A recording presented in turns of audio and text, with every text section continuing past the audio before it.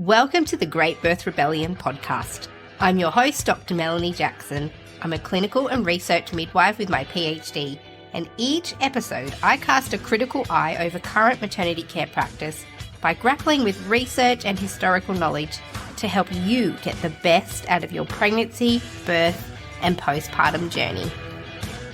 In the interest of keeping this podcast completely free to you, this episode is sponsored by my dear friend Poppy Child from Pop That Mama. I'm so picky about who I allow to sponsor this podcast, but I really get behind the work that Poppy is doing.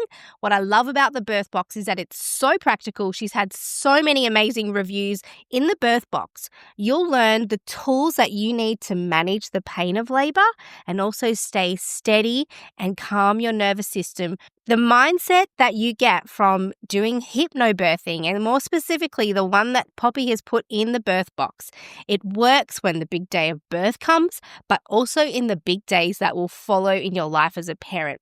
The birth box has been rated 5 stars across the board, and with my code Melanie, you'll get 25% off at the cart. So if you're preparing for birth, go to the checkout. You'll be so glad you did. The link is in the show notes below. Use the code Melanie for your discount. That is the Birth Box by Pop That Mama. Welcome everybody to today's episode of the Great Birth Rebellion podcast. I'm your host, Dr. Melanie Jackson, and I'm joined today by Sheena, Byrom and Sue Downe, and we're going to talk about the current situation in the UK. They've got all the information. They've been there from the beginning. And I wanted to talk about this because I feel as though there's some interesting attack upon midwifery and physiological birth that's going on over there because it's been heavy on in the media this week. So welcome to the podcast. Thank you. I'd love to give each of you first an opportunity to introduce yourselves to our podcast listeners because neither of you have been on the podcast before. So Sue, we'll start with you. Can you let us know who you are? Okay, my name is Sue Downe. I'm Professor of Midwifery Studies at the University of Lancashire and the Associate Dean for Research and Knowledge Exchange at that same institution. And I've been a midwife, qualified since, I'm a direct entry midwife and qualified since 1985. I'm turning 42 this year and I was born in 84. So there you go. There you go. Sheena. Hi Mel. Thanks for having me. My name's Sheena Byrom. I'm a midwife and I've been a midwife since 1978. And I've worked in all areas of clinical and leadership work and as a midwife. And I now am the co-owner with my daughter Anna of All For Maternity, and we publish the Practicing Midwife journals and the world's only student midwife journal as well. It's great to be here. So the reason I wanted to get you onto the podcast is that in the papers and the media this week in the UK has been newspaper articles about how student midwives in the UK are being taught. It's ludicrous. This is why I've got you on the podcast. But maybe I'll leave it to you. Can you explain what happened in the media this week around midwifery? Whether we can start here or whether we have to begin at the beginning, I don't know. Yeah. I mean, certainly what was in the paper was basically accusing some midwifery courses of promoting, well, they call it promoting physiological labour and birth, which is the term that's now being used rather than normal birth because for reasons we're going to explain, we can't use the term normal birth. And the thing that was really being objected to was the notion of promotion of one kind of birth over another, as in vaginal birth or physiological birth over caesarean section. So that's the kind of gist of it. Yeah, I think it's been interpreted differently by different universities, but certainly Sue's right that in the press it came out, that the article came out quite clearly saying that it's causing harm, is midwives pushing an ideology. This is the word that's used. A normal birth ideology is being pushed on women and it's causing harm. And so that's the general kind of story. And it's been going on for a long time. It's been going on for 10 years. Yeah. So we can tell you how it kind of all unfolded. But certainly the latest newspaper article was on Sunday morning. And since then, there's been a lot of upset from every party.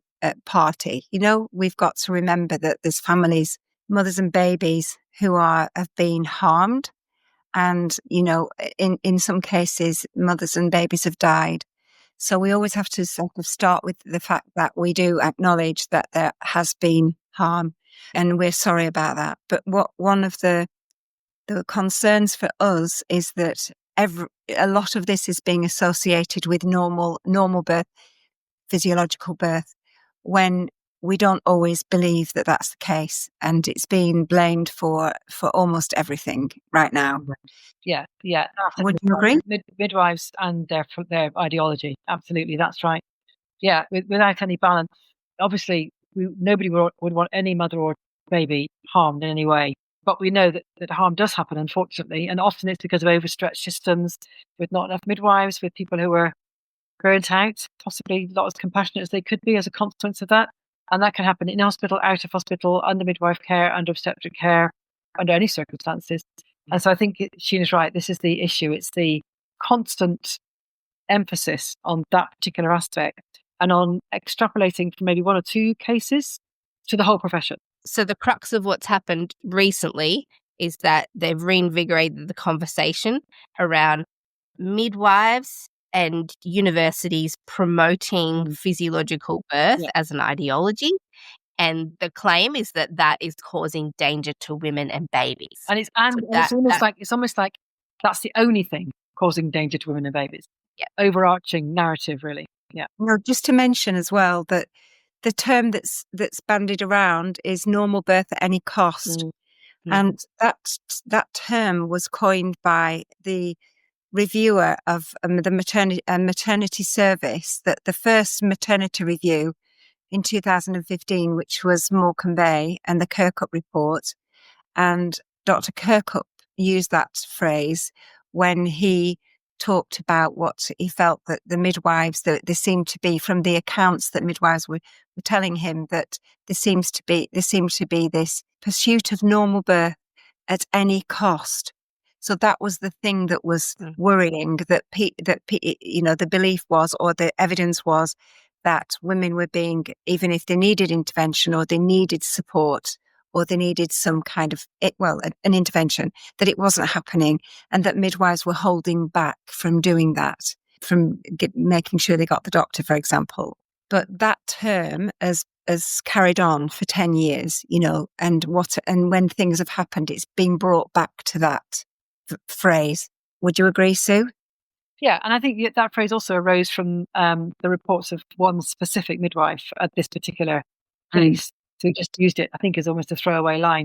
Unfortunately, then, obviously, subsequently, a number of families who've lost babies have experienced that. In some cases, they've entered the process probably wanting a normal birth, and I use the word normal birth now because that was what we called it until very recently. And then, for whatever reason, that hasn't become possible. And I think some of them have felt that for whatever reason, the intervention wasn't given to them soon enough, or wasn't offered them soon enough, or they weren't given enough information to ask for it soon enough, or whatever it happened to be. So although it originally started with one midwife just kind of as a throwaway line and a group of midwives being accused of doing this, it's now become almost the go-to explanation, even if actually there were lots of other things going on around a particular case. That's become the only thing that gets focused on.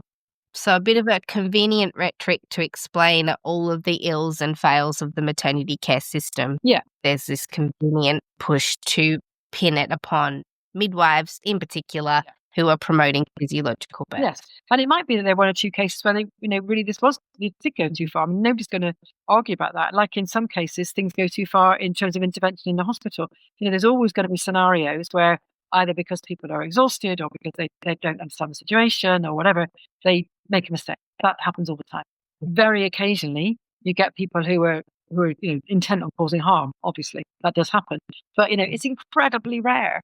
And when people are making mistakes, when it comes, from the point of view of making mistakes, usually it's because they're working a 12-hour shift, or they're exhausted, or, they're trying to maintain some kind of ideal for the woman in a system which is actually not really designed for that. So it becomes difficult to do, and they might just take it that bit too far because they really feel they're helping the woman. And in fact, in the end, the things go wrong. So, we all know there are all these systemic problems that build on each other that can create mistakes and harm. But they're not unique. to any particular professional space. They're across the board, really. Let's start from what's the history? So we know what the current situation is now. Where did this all start? What's the history of this ongoing issue? I'll begin with that. The government, the previous Labour government, so before the Conservative government, the previous Labour government had a policy called Maternity Matters. And that was built on the Changing Childbirth Report, or the two were intertwined together. And in Maternity Matters, there was a strong case for saying midwives should support normal birth. They're using the word normal. It was very, very clear that that was the line of travel because of evidence that was brought out during the Changing Childbirth Report.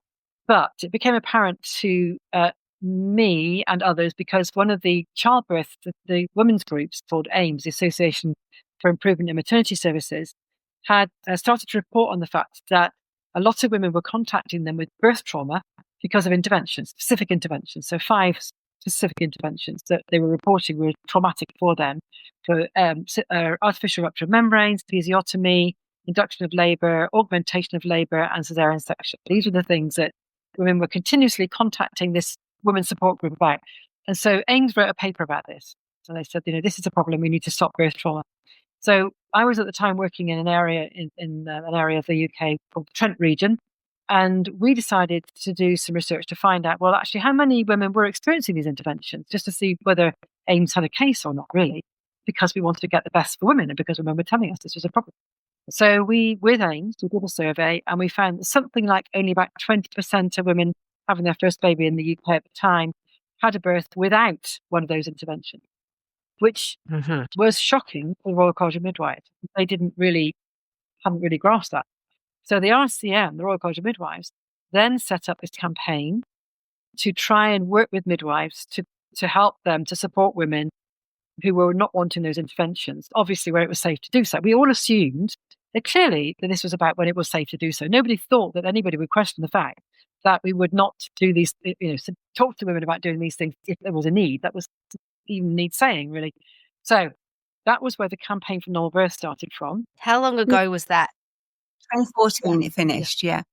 So it was a few years before then, Sue, wasn't it? At least 5 years it was going. Yeah. And for those listening, the job really of a midwife is to support women through labour and birth.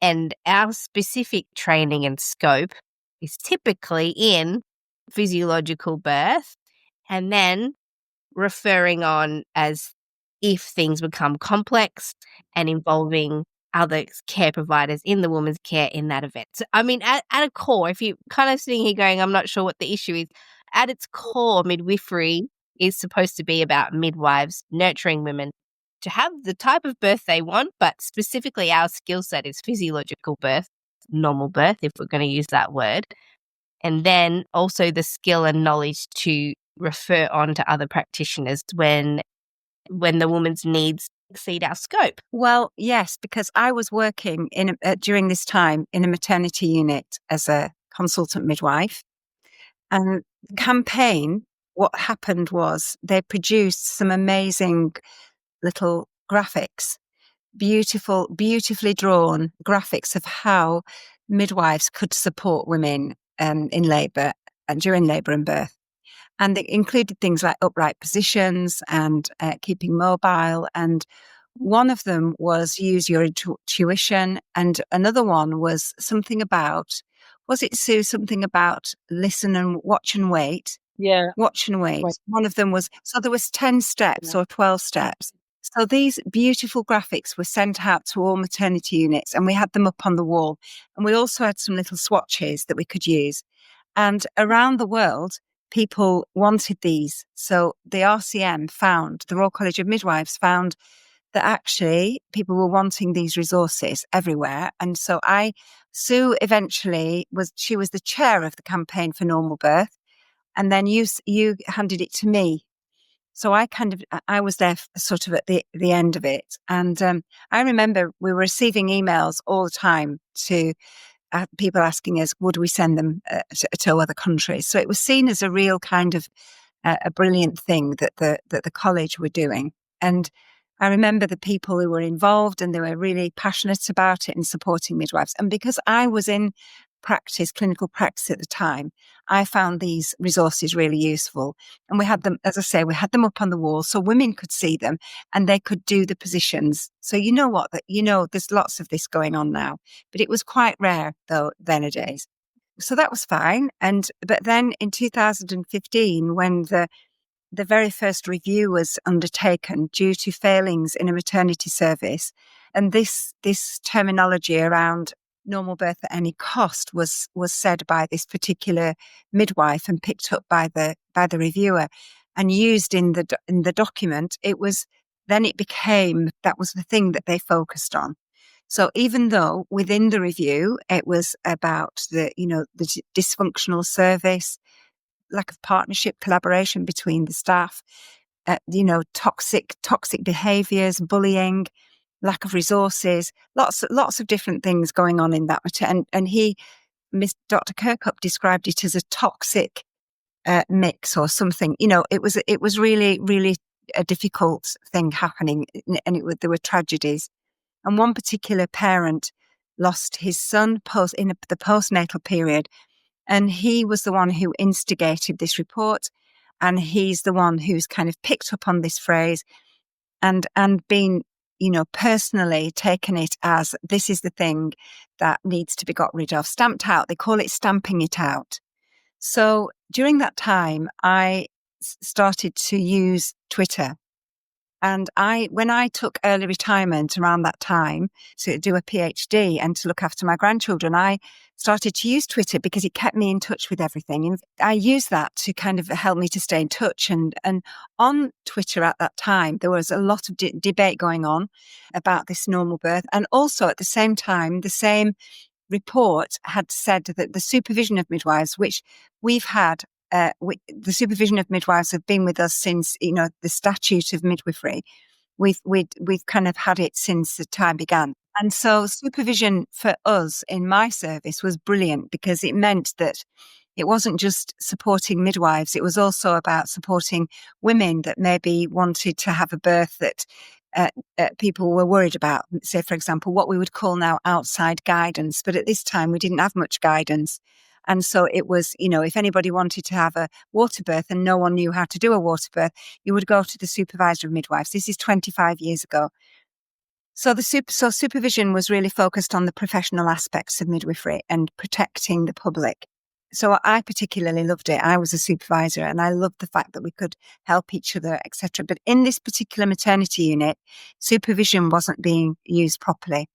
And so this father was very distressed that he felt that supervision had hidden a lot of what had been going on, and he was against supervision. So all this debate was going on social media, and I was naive at the time, Mel. I have to tell you, I was really naive because I was of the belief that, if I explain it, maybe they'll understand, and maybe then everything will be okay. And so I'd be trying to explain it, sending them Hannah Darling's papers and, all kinds of things, and just being battered down all the time. So in the end, I kind of gave up. But unfortunately, my comments were used sometimes out of context. So screen grabs were taken. One thing it was used. I said this, and it wasn't anything to do with that particular topic, and so it was just a nightmare. So I had to really stop using social media in that way. I had to come away from that platform, because it started to be bullying, like really, really toxic bullying. It's just, this is part of the story. So it's gone on for 10 years. A lot of the things that have happened have grown in parallel with X in particular being quite a difficult space. And I think that's catalysed a lot of the things that's going on. Following that first individual situation, there are other families who feel aggrieved by what the kind of care they've had from different hospitals. Yeah. And they've added into the mix, if you like. And, you can understand people who are very upset when their babies died. Lots of people, unfortunately, however, do lose babies. I say lots, relatively speaking, very few, but there are many who do. And many of those don't actually turn that into, don't feel they have to make the kinds of comments that we're beginning to get, or we have had for some time now, from some individuals. Many cases, people try and turn that into something positive. But that's unfortunately not really what's happening in this particular case. I think the other thing that's happened in parallel with all of this is that at the same time as this was happening around the campaign, there was a pushback against the notion of normal, abnormal. So women saying, well, if I don't have a normal birth, then I must be abnormal, which again is a kind of category error, really, because it's like saying, that you do not have a birth that's normal doesn't make you personally abnormal necessarily. But that assumption was made, which was also problematic for people because they felt they were being put in that box and that they'd failed by not having a vaginal birth. And then there was also the kind of growing impetus for request caesarean, maternal request caesarean. So that was probably not really in the dialogue when we started the whole thing. By the time the campaign stopped, it was very much in the dialogue that women must have an opportunity to choose an elective caesarean section if they want one, given that they get all the appropriate information, And that has now morphed into, we should put no limit on caesarean section. So our caesarean section rate in the UK is now 46% overall. Wow. And in some, ours is up in some 40. hospitals, it's apparently 60%, has been 60% for some months. Now, that has happened over the last 10 years. So, in fact, since the campaign stopped, now whether this is cause and effect, difficult to say, but you can see the graph. So we've gone up from about 25% caesarean to about 45% caesarean over 10 years in the period of time since the campaign stopped. And at the same time, our maternal mortality rates have gone up and our birth trauma rates have gone up. So ironically, the whole argument for being against the normal birth stuff is because it's unsafe. And yet, as our caesarean section rates have gone up, our births have got less safe. There's a slight decrease in stillbirth, but it hasn't gone down as much as the government wanted it to go down at all, anywhere near as much. So the kind of solution is not only not resolving the problem, it's actually making the problem worse. But that doesn't seem to change the dialogue, interestingly. And I just want to clarify a few details of the story. So the original report, that was the Kirkham report, is that? Yes. Kirkham. Kirkham, yeah. There's been two Kirkham reports. So he did the Morecambe Bay one, and then he also did the more recent one in East Kent, which actually is a very balanced, sensible, clear report. So, and in between, there were the two Ockenden reviews. So these are named after the reviewers. Yes. Yeah. Well, East Kent is named after East Kent. Interestingly, I think Bill Cookup deliberately didn't name the East Kent report after himself. It's the East Kent report. And in fact, the Morecambe Bay one is the Morecambe Bay report, although it's always referred to as the Cookup report. But the Don Ockenden ones are named after her, yeah. Okay, so there's those reports. There's talk of this word around normality, normal birth is starting to erupt. And then something that was previously embedded into the UK maternity care system was this idea of midwifery supervision. And I'm just clarifying it because here in Australia and possibly most places in the world, we don't have any understanding of what supervision means. But it sounds like you're saying that in the event that the midwife or the woman wants something that the midwife doesn't feel is in their scope, they can call on the help of the supervising midwife. Just to be clear as well, supervision is gone now because that was one of the failings of the first review, that they felt that supervision was actually unhelpful and helping it, part of the harm that was caused was the supervisors were kind of hiding things within rather than reporting it outwards. So that was kind of part of the problem. So supervision in those days, which is, as I say, has now gone, has been there for all my time as a career, is really where we had a training, education really at master's level, and you looked at professional aspects of supervision and separating, keeping the kind of the standards of the Nursing and Midwifery Council, making sure that you balanced everything that you did was against those standards. So, and you helped other midwives to practice safely. So you had meetings with midwives and you'd have, say, 15 midwives who you were their supervisor. They came to you every year. You had a one-to-one with them. And if they had any professional issues, anything to do with their professional practice, they could come to you and say, so for example, when I was asked to facilitate my first water birth at home, and this is like 30 years ago, and I'd never even seen a water birth in a hospital, I went to my supervisor and said, can you help me to get the skills so that I can facilitate this birth. If I'd have said to the woman, no, I can't do that because I don't know how to do it, then she could have called the hospital and spoken to the supervisor on call, who would then have met with her and said, I will find you a midwife who will help you. Right. So it was so that the woman was safe. But in some hospitals, it wasn't working properly. But that was down to this toxic behaviour. And you know what maternity services can be like, that, that you can have bullying going on and conflicts of personalities. And there's, all kinds of different scenarios there. I felt that it was a really good safeguarding. And the rest of the world used to say, we wish we had that. But it's gone now. Well, it's gone.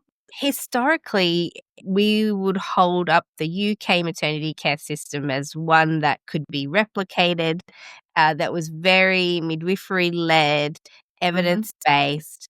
The idea of supervision was considered superior to other ways of midwives working. It sounds like over the last 10 years, the UK is reverting to the bad habits of the rest of the world in terms of maternity care. The things that we're trying to get away from, you guys seem to be walking towards intentionally. I don't know if that's a harsh way of explaining it. So there were these reports which highlighted significant issues in the UK maternity care system, and it sounds like there's particular elements of those reports that have been picked up and run with, and they're specific to the destruction of midwifery. It feels like that. That's how it feels. Yeah, it does feel like that. Now, whether there's any intent there, I mean, I'd be surprised if there was actual intent, but that is the consequence. Would you be surprised if there was actual intent? I mean, historically, and this is me being potentially facetious, but historically, medical societies and people with an agenda had very much wanted midwives to go away. Yeah, I take your point. And to stop. But I don't think this is about the medical society. I mean, we have a lot of obstetricians who are very supportive of, in fact, we understand that the Royal College of Obstetrics and Gynecology is about to present a statement in support of midwifery.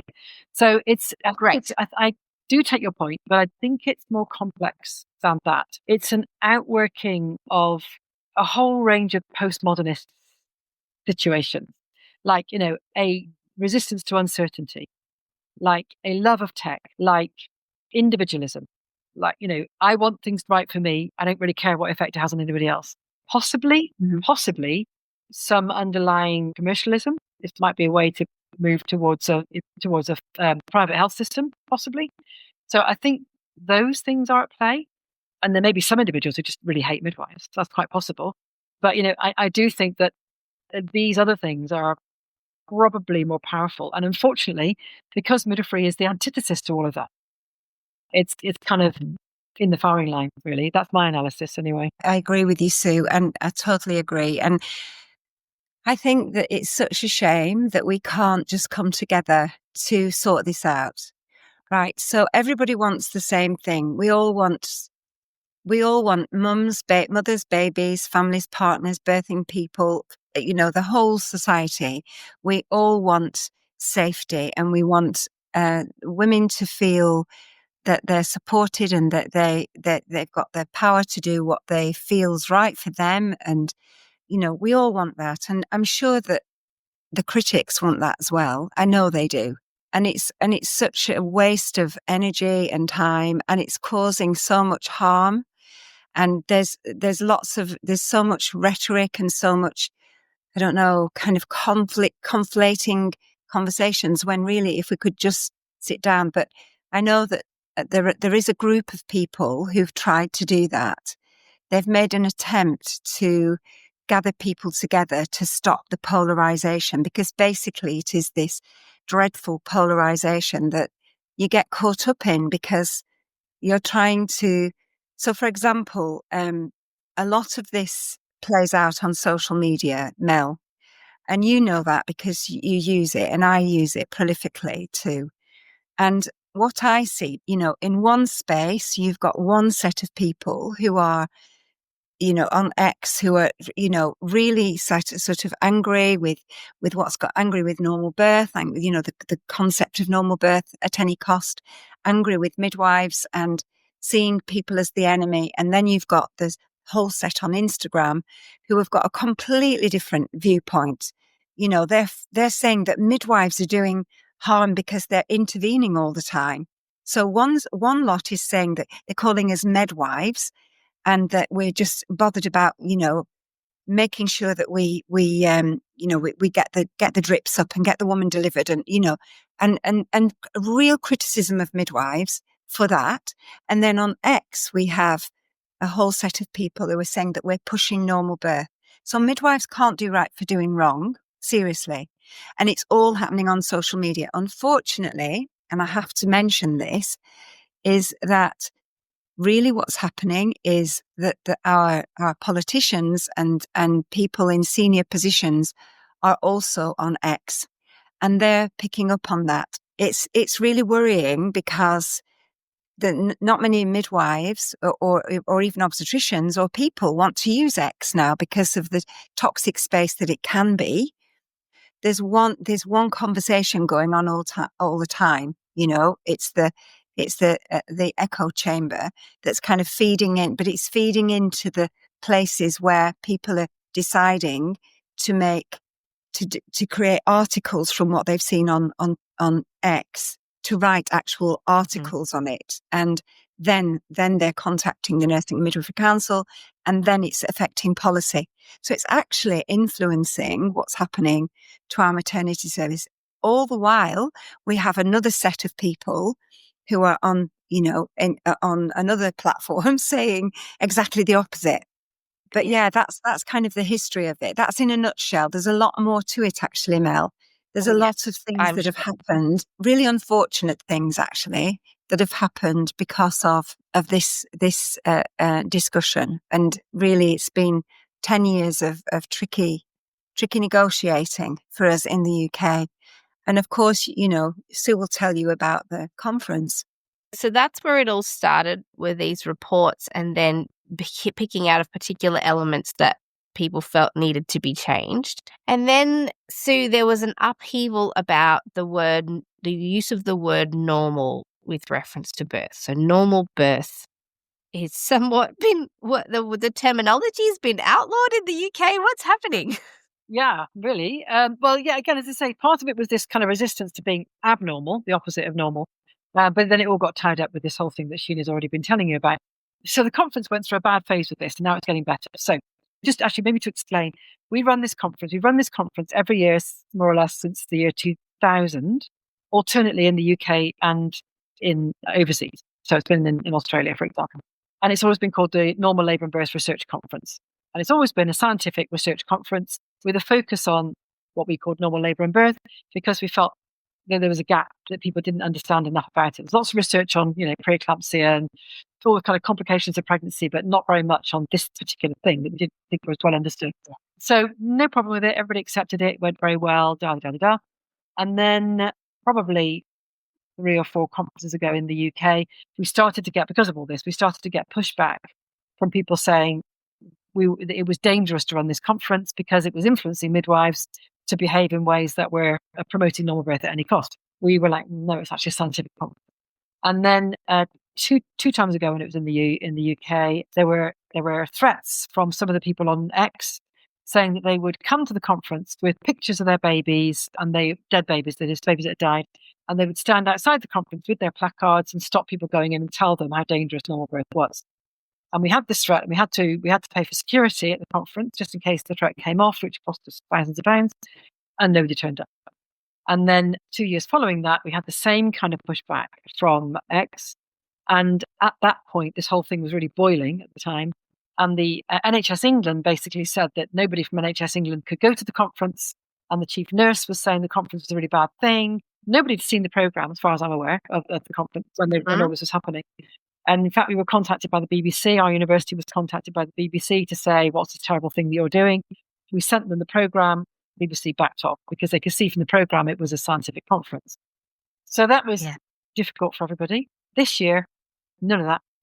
Nothing. We held it this year. A very good MP came and taught me. Ellis, who's chairs one of the big committees of the Parliament. Hardly any pushback.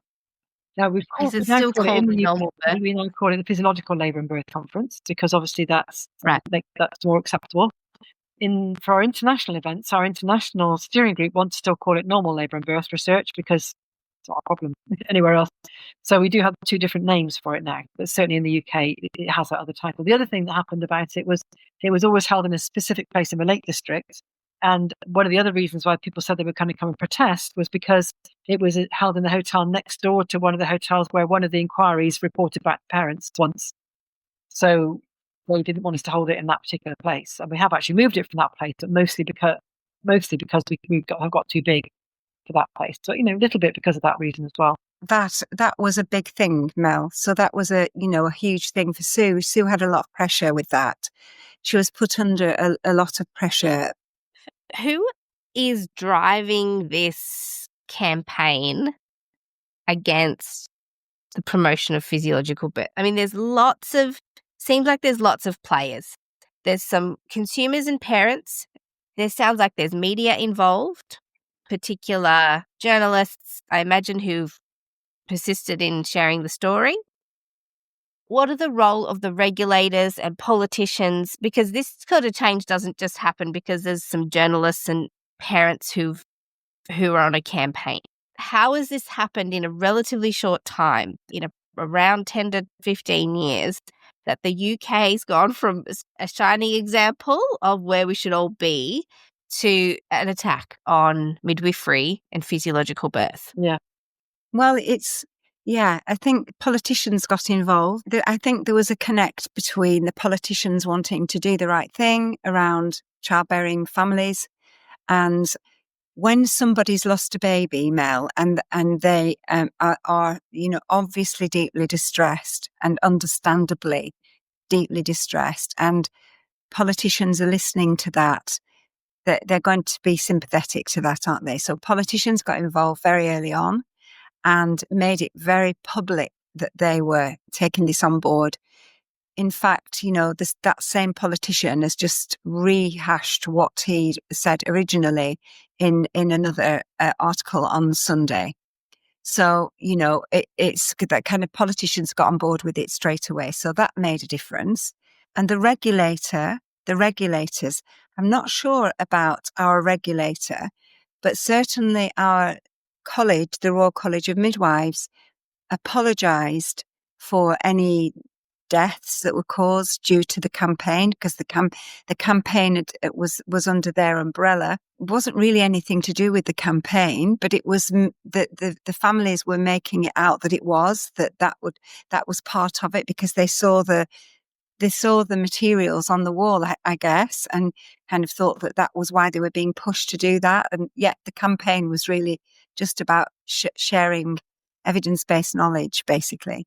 So they were very much affected, because you're bound to be, aren't you? When someone's lost a baby and believes that it's because of that, it's very hard not to feel responsible in some way. So I can kind of understand why people felt worried, and because I definitely would feel upset if I thought that I had contributed. But of course, we're not contributing to them knowingly, to anything knowingly, because as Sue and I both say, that if anybody's interpreted our work, we can't guarantee how people will use the publication of journals, for example, or the publication of a book.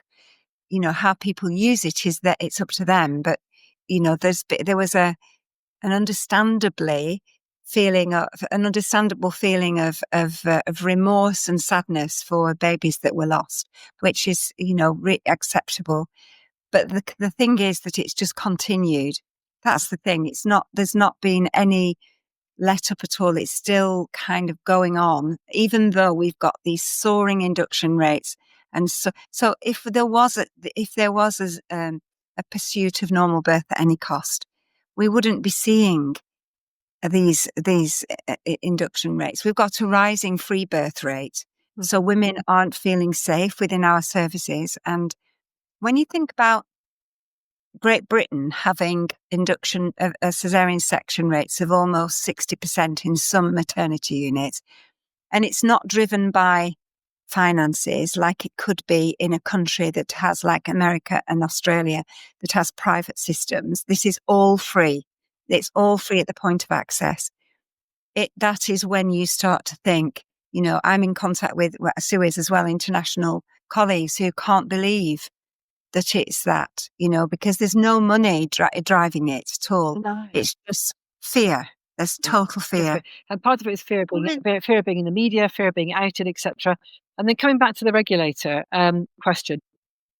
So when this last came up, the regulator was actually very supportive, in fact.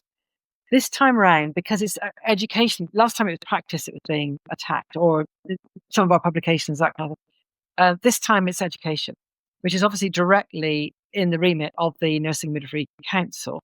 And actually, some members of this group have been quite keen to undermine midwifery governance for a while. So, the attacks on the governance system are not new, but this is much more direct than it has been before. And in fact, as one of our professors group did point out today in a meeting I was at, the way you dissolve a profession, if you're coming back to your question about is it deliberate, which I still think not, but anyway, the way to dissolve a profession is to get rid of the professional's autonomy, their education, and their governance. And so those are the areas that are under attack or under scrutiny, however you want to frame it. So the NMC, I think, have almost had their arms twisted a bit to come out with a way of trying to get universities to check that their curricula fit with the standards that they have. That's what they've asked the university to do, to check actually nursing and midwifery curricula, not just midwifery. So to check nursing and midwifery curricula against their NMC standards to make sure they fit. And at the end of that letter they sent out, there's a little line which says something like, and to make sure that normal birth or physiological birth is not prioritized or promoted over caesarean section, and that language that is used is contemporary. Who knows what that means? Okay. So the big complaint currently is that universities are teaching midwifery students about physiological birth, and that should not be prioritized over medical ways of birthing. It shouldn't. No, the phrasing is something like physiological birth should not be something about the promotion of physiological birth, which means pushing it above and beyond, if you like, not treating it completely equally with everything else. Okay, so my midwifery and research brain is pinging at the idea that evidence suggests, in terms of safety and satisfaction, that physiological birth is, in fact, superior to medical ways of approaching birth, unless the woman explicitly and specifically wants a medicalized birth. Or she needs it, for whatever reason. Or she needs it. Yeah. Absolutely. But there's no possible way that 40 to 60% of women need caesarean sections. Or want them. And so here we're deviating from, and you said it earlier, that with an increasing caesarean section rate, you've got an increasing rate of poor outcomes. So then when a nursing and midwifery regulation body or education regulation body is telling the universities to stop prioritizing a focus on physiological birth for midwifery students, for whom that's their entire job. My job is we're not obstetricians, we're midwives, and part of that role is the promotion of physiological birth. I mean, the International Confederation of Midwives is really clear about the role of a midwife. So all of the things that are happening here in the UK are in not only direct opposition to research evidence on the benefits of physiological birth and the avoidance of unnecessary medicalization of childbirth, but it's in direct opposition to the global purview of midwives.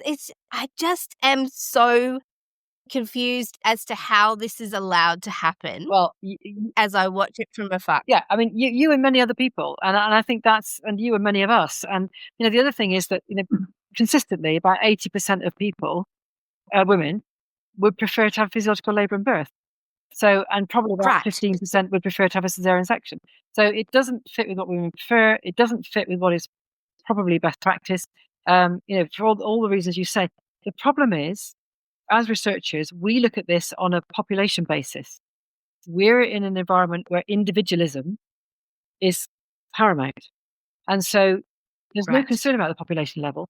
The concern is what each individual person wants. That's that dilemma here. And even then, of course, what an obstetrician was telling me is that he's finding that because our induction rate is so high, quite a lot of women who start their labour through induction find it's really painful, don't like it, and say they want a section at that point. So there's a recent paper that's come out that shows that there's a 30% section rate with induction now, even though the evidence was supposed to say that induction reduces caesarean. It's not what's happening. So if you didn't do the induction in the first place, you probably wouldn't have all the caesarean. But because you're doing the induction, you then get a maternal request caesarean because the women aren't happy with the induction once it started. Also because they have to wait many days for the induction. Because so many women are being induced, they're all in a big queue. And so they're told their baby's at risk. And they're like, well, if I'm at that much risk, I'd rather have a section. Thank you very much. So, there's a whole kind of skewing of the nature of the dialogue and the evidence. And I think the things that we assume to be evidence and logical and evidence-based and like rational science, that isn't relevant. That's not relevant to what's happening. And I think, and honestly, Mel, it's what you're experiencing now in us telling you this. We've been living and breathing that for 10 years. Yeah. So we've been almost like, because this isn't the first time that universities have been told to do something. So there was a time when they were informed that they had to remove books that had anything related to normal birth. So that's Sue's books, for example. And so it is what that kind of response that you've got is like what we've been going through all this time. Well, the other thing I have to bring you back to what we find really mind-blowingly incomprehensible is that in any other area of health, you would always promote the normal, normal healing, normal health, trying to keep to as near to physiology as possible. So, try this way rather than having medication, for example. Everything's around promoting health, not just, supporting health. You're promoting it. And you're promoting normal behaviors in every, we've got a whole kind of world that's doing that at the moment and getting back to basics and looking after the environment. And yet we've got this narrative here in our country that is going directly in opposition to that. And we're going, and the other thing is, this is another thing that's really frustrating, is that no one except for Sue and I and a group of us just recently, only 6 months ago, no one is talking about it. When I say no one, I don't mean people individually. I mean our professional bodies and organisations aren't. There isn't any, outcry. What's going on here? We need to look at our induction rates. We need to look at our caesarean section rates. It's almost if nobody speaks about it. So we've set up a collaboration of people to look to for a few reasons, really. And we did this before this.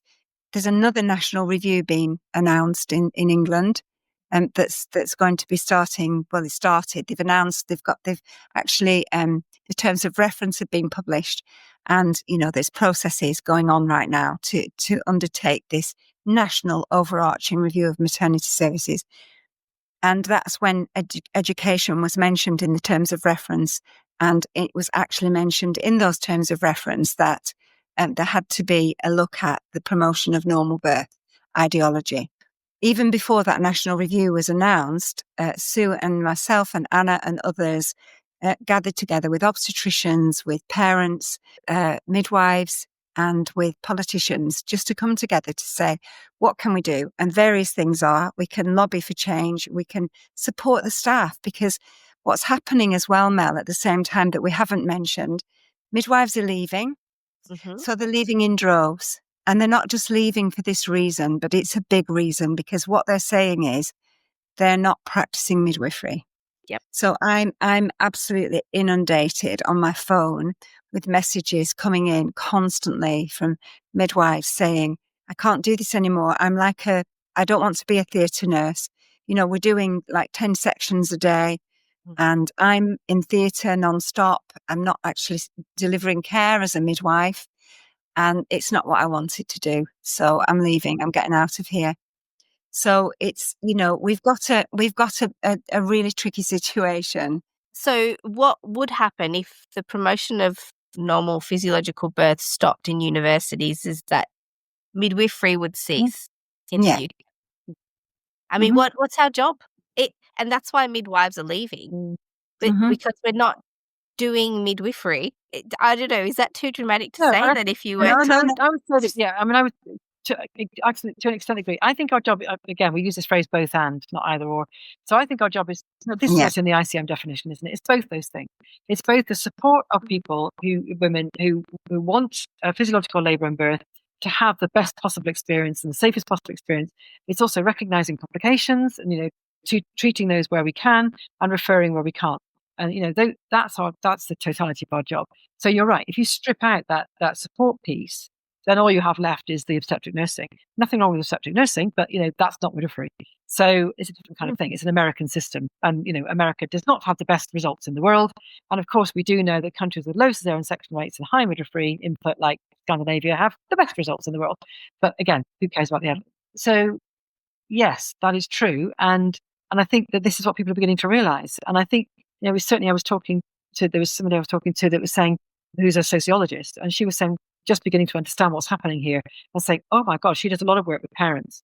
And she said, I don't think the parents I work with have any idea this is going on. She said, a lot of them are very positive about their midwife. She does work in mental health, how amazing their midwife was and how positive the midwife was and how, they depended on the midwife and how it made all the difference to their lives, da-da-da. She said, if I told, and she's going to, if I told the parents I'm working with that this is happening, they would be absolutely shocked. And I think the trouble is they don't know. And you don't know what you've got till it's gone, kind of thing. So, well, they didn't know now because we're on the Great Birth Rebellion podcast. But I think because all the research, the majority of the research shows that parents want access to midwives. They want continuity of care and midwifery-led models of care.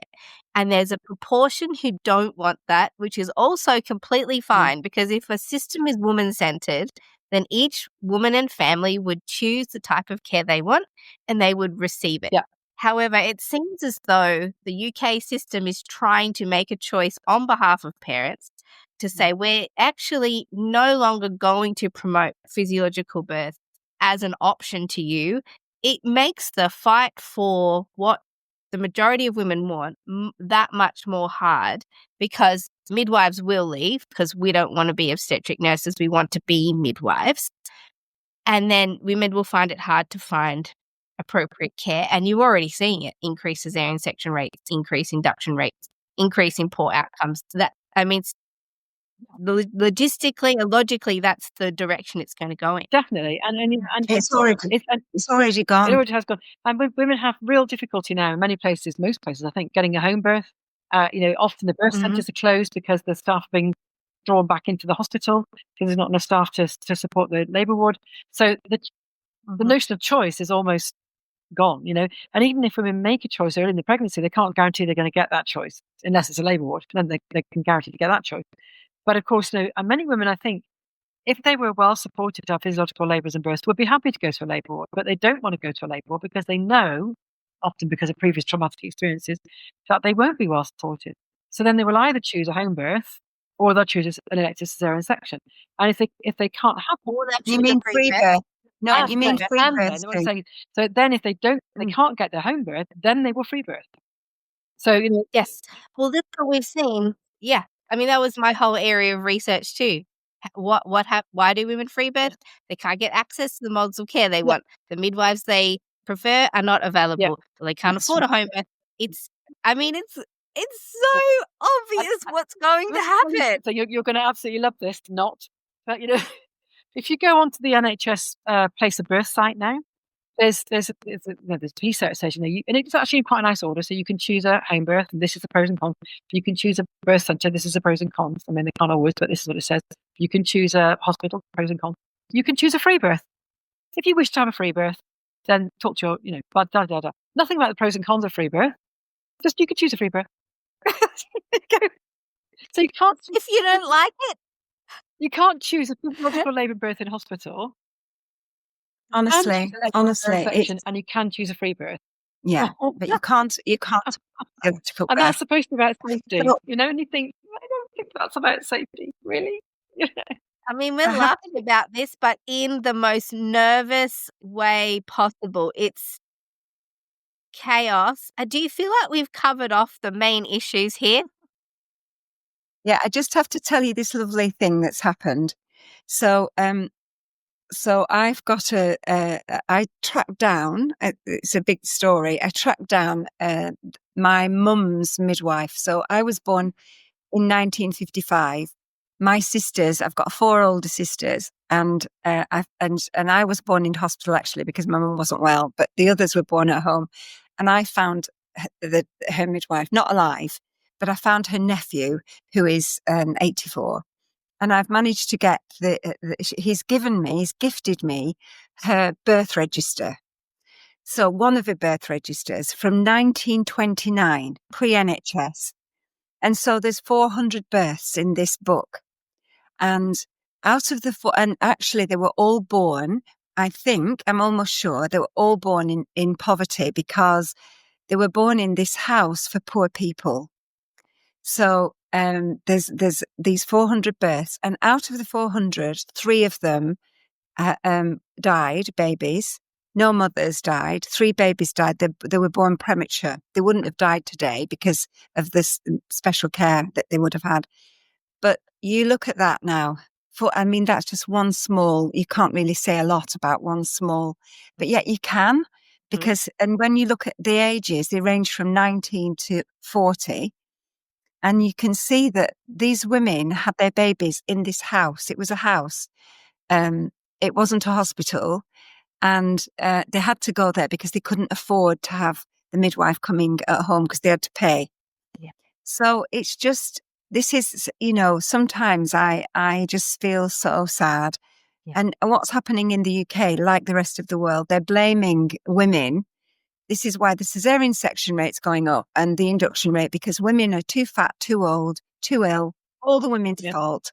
Mm-hmm. And so Sue's analysed this concept, whatever you call it. So Sue, you tell what because it's being thrown out the whole time as like this is the reason why, and which means that all the other organisations don't have any responsibility. So I looked at, as I said earlier on, in the last 10 years since the campaign for non-birth stopped and since the caesarean section rate went up, women's age has gone up by 1 year. That's all. And in fact, in the Times article, first of all, the journalist quoted the caesarean section rate as 25% when it's 45%. And then he gave a graph to illustrate that it was to do with women being too old or too ill. And it showed that over the last 50 years, women's age has gone up by 4 years in the last 50 years. So unlikely to explain a 25% increase in caesarean section rate in the last 10. I looked at BMI, that's gone up hardly at all. I looked at type 1 diabetes again over the last 10 years, not a large rise, it's been a rise, but not over the last 10 years since the section rate has gone up. So those are the 3 things I specifically looked at. And actually there are people now looking at other aspects to see, whether this is true or not. Generally speaking, I don't know whether maybe IVF rates have gone up a bit, that might be something, but nothing like to explain that huge gap. Yeah. So it explains some of it, but nothing like the whole lot. So it's a convenient message to say, oh, well, women are getting fatter and older and sicker, and so that's why it's gone up. But actually, there's no evidence to suggest that that's true, not in the same proportion as the intervention rates. Not from what I've looked at. And of course, not over the last 10 years, but over the last 50 years, you've got less rickets, you've got less rheumatic heart disease, you've got probably less poverty. There's a whole load of things that have got better. Less smoking, less women are smoking than they used to. So, a lot of things actually, but nobody seems to put that in the equation. Well, we should, in regards to all of those things, be seeing an improvement if we're seeing it. Surely, yeah, you think. I just don't even know what question to ask because I just can't even believe it. I can't. I just think, Believe it, girl, believe it.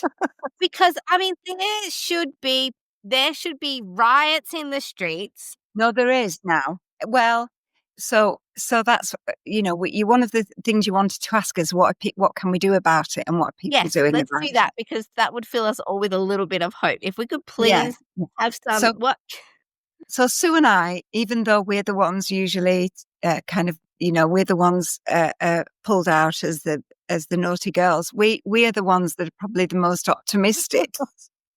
It's quite ironic, really, because we're the ones who're saying no, but we can do this, and so it's strange, really. But anyway, that's just the way it is. I can see a difference. So, just for example, yesterday, very fortunately, I was going to a conference and it was about midwifery education, student midwives, and it was full of students and lecturers. And the feeling is very different now. People are absolutely wanting to riot in the best possible way, whilst remembering, I have to always come back to this, is whilst remembering that people have been harmed having their babies. We can't be insensitive to that. So, and there are people that have really suffered using our maternity services because they are overstretched, unresourced, not enough. There's not enough resource put into maternity services and not enough attention paid to the absolute need of those services. And if we're talking about high levels of caesarean section, we need more money to look after, because, you've got midwives, like one midwife looking after 5 women that have had major surgery and their babies. So it's really, really, really pressured. It's like a pressure cooker. In years gone by, it's been sort of, people have just been getting their nose down and their head down. If they haven't left, they've just been trying to work hard and not really thinking that will ever happen. But this is, to me, it's been the final straw. Like Sue said, it's a tipping point. Mm-hmm. And I just hope now that we can keep that momentum going of, we can't let this happen, because sometimes, Mel, when it's so oppressive, people can start to feel, oh, I better just not do it. I better just give up, I better just conform. But I feel that there's so much injustice, right? So I have to say this. There's injustice going on. For me, it's like a scandal, to be fair. And I sort of can't let it go, because I know that it's not right. And we, Sue and I and others, many, many others, are really willing to hold on to what we've got and try to reverse it. So I have to tell you that when I was a young midwife, the induction rates were very high. It was a medicalised system when I was training to be a midwife. Every woman was under a doctor, and we had to do what they said. It depended what kind of gloves. We had to order gloves for him and a different pair of gloves for him. We had to rupture everybody's membranes, we didn't even ask them if we could do it. We just did it. Like, it was just a completely different world. And like Sue's often, talks about this, how we brought it out of that into what we had. And then we seem to be going backwards, but we have to stop it. And we have to be courageous. I've had the most amazing leaders in my life, midwifery leaders. I've just done an Instagram story, not a story, on my Instagram. I've just shared a courageous tale of my beautiful head of midwifery who died last year. And, the courage that she had to shift maternity services from the 1960s to the year 2000. She Sue? She did amazing things. Mm-hmm. And she taught us how to be courageous. So I'm not going to let that go, because she's not here now, but she sat on my shoulder, like showing me, like, you're not going to let this go, Sheena, because she used to have to fight to not have peepholes in the door on the labour ward. And, she fought for birthing pools, birthing mats, and, all kinds of, she fought for midwifery-led care after changing childbirth. She, everything she did, she had a real big struggle. So I just am following on with her, and Sue's alongside me, and Sue's championing in the way, and so many others are doing the same thing around the world. So, like people like you, Mel, inviting us today. And so we are sisters, right? We're sisters, midwifery sisters. And I feel that, huge connection of people all around And so we have to, Sue and I have, and others have to keep this momentum going and think, right, we have to look after midwifery and we look after the so that we can look after the families and look after the women and the babies and make sure that, you know, that's what I talk to students about. You know, we need you to continue with this so that it doesn't disappear. And we'll do it. We won't let it go. No, absolutely. And I think that's right. And again, it comes down to that. I mean, I've said before that I came into midwifery because I had a road to Damascus experience in the middle of a Botswana a long time ago. In a maternity mission station, not that I'm a missionary, I just happened to be there watching birth for the first time as a kind of whatever I was, 21-year-old, thinking if we get birth right, we get the world right. And I still believe that. You know, I do think that the maternity services have done harm for all kinds of reasons. And I think in order for us to really get every woman and every child to have the best possible labour and birth experience. And we must talk about labour and birth, because when we only talk about birth, people forget that most midwifery work is done during labour. Because if we get that right, then, you know, it's actually not just about the labour and birth, is it? It's about the way women feel about their mothering and about their parents feel about parenting and their sense of self-esteem and how they relate to the world. And, you know, this whole kind of sense of coherence that they get in self-efficacy and all those things that actually have long-term effects for them and their families into the future. So, you know, safe, positive physiological labour and birth, where that's what the women want and need, and good quality support and good quality referral where that's needed and wanted, is what we have to strive for. And I think that's what, you know, we're both after, isn't it, really, Sheena? And the good thing this time, like Sheena said, the good thing this time is so many people have come to us spontaneously, just kind of contacted us spontaneously and said, what can we do to help? So there is a movement. I mean, and so if you're a woman, midwife, journalist, politician listening to this podcast, and I hope you all are, if everyone wrote letters of outrage and, you know, sent them to their local politicians and members and to the Nursing Midwifery Council and to Royal College of Midwives, Royal College of Midwives, I mean, maybe after this we can get a contact list of people who would benefit from receiving these types of letters. I mean, the conversation has to be balanced, because you're right. There's been devastating outcomes that have triggered off this cascade of events. And when we respond in an emotional way like that to an individual and devastating events, we fail to see a bigger picture of the impact on a population level.